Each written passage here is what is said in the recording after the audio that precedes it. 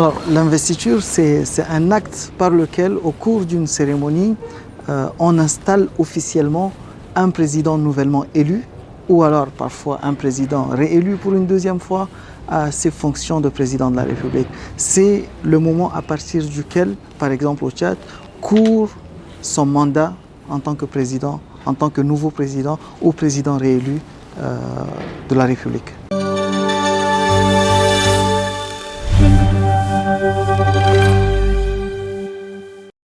Alors, pourquoi il est important de l'investir? Parce qu'un chef d'État, un président de la République, une fois élu, il ne prend pas directement fonction. Il est un président élu. Mais pour commencer à exercer ses fonctions en tant que président de la République, il doit passer par cette investiture-là, qui est, s'il faut le dire de façon un peu plus banale, une sorte de cérémonie, une sorte de passation de service ou de fonction, ou même de mandat, si vous voulez, et avant laquelle, en réalité, il n'est pas encore investi président de la République. C'est aussi le moment au cours duquel le président de la République prête serment. Et sans ce serment-là, selon la constitution actuelle du Tchad, article 79, sans cette constitution, cette prestation de serment devant le Conseil constitutionnel et devant les représentants du peuple, il ne peut pas encore exercer ses fonctions. Donc il est important d'investir un président parce que c'est lors de cette cérémonie d'investiture, qui est une audience solennelle du Conseil constitutionnel, que le président de la République arrive à avoir ses pouvoirs en tant que président de la République, et à partir de là, il peut l'exercer.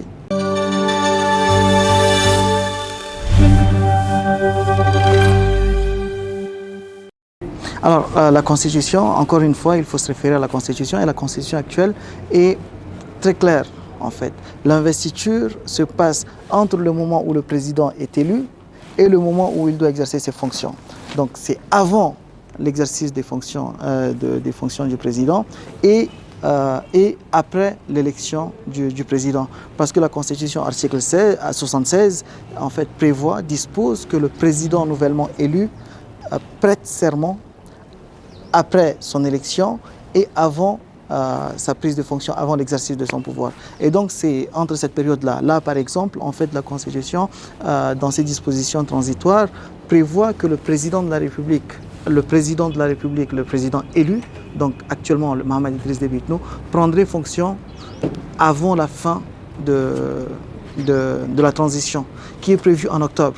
Donc en réalité, le président actuel a jusqu'en octobre, parce que la transition a été de 2 ans et les 2 ans prennent fin en octobre. Et donc le président, en tant que président de transition, il peut rester au pouvoir et en fonction jusqu'en octobre.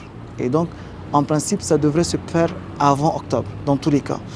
Maintenant, le président, pour sortir très rapidement de la période de transition, pour attaquer, pour revenir à l'ordre constitutionnel, on a décidé, les plus hautes autorités souverainement ont décidé que ça se passe assez rapidement, et c'est une très bonne chose parce que finalement, on essaie de rentrer facilement dans l'ordre constitutionnel le plus tôt possible, comme le dialogue national inclusif et souverain l'a prévu au moins de façon tacite.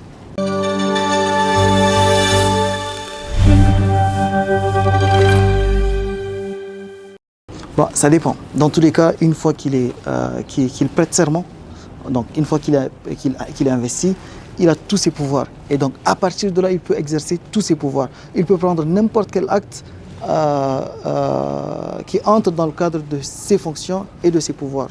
De façon traditionnelle, souvent, le président reçoit la démission du Premier ministre et donc, à partir de là, nomme un Premier ministre. Le président peut aussi décider que le premier acte concernera son cabinet, donc le secrétariat général, sa direction de cabinet et toutes les personnes qui, avec lui, composent l'administration présidentielle.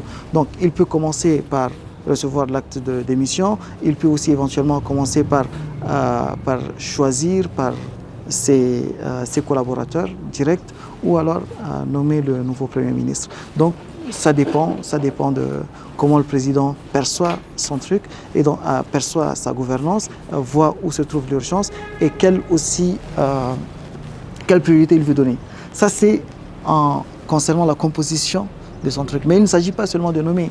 Souvent, les présidents peuvent, de façon symbolique, faire de leur premier acte un acte qui engage et qui donne la cadence de l'exercice de leur pouvoir. Donc, il peut y avoir aussi un autre acte officiel qui puisse être le premier acte du chef de l'État.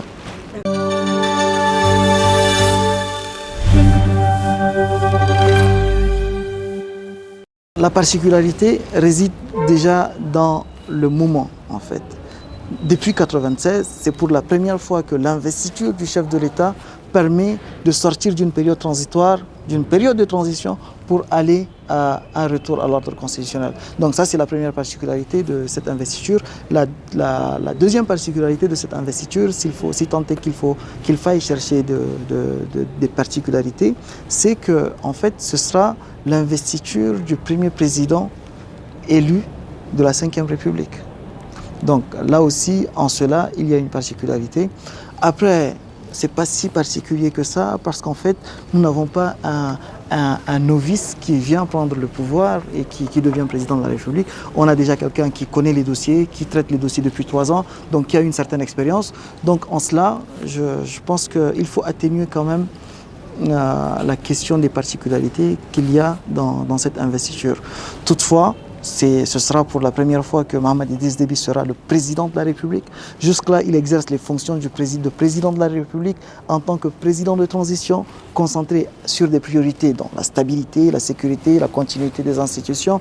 Mais là, en fait, Mohamed Idriss Déby n'est plus un président de transition qui doit veiller à des urgences et à des exigences pour le maintien de l'État et de la nation.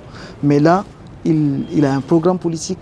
Il est un président de la République élu sur la base d'un programme qui a une légitimité populaire désormais et qui peut attaquer des vraies questions de fond, des questions de développement et des questions d'orientation politique de la vie de la nation et de l'avenir du pays.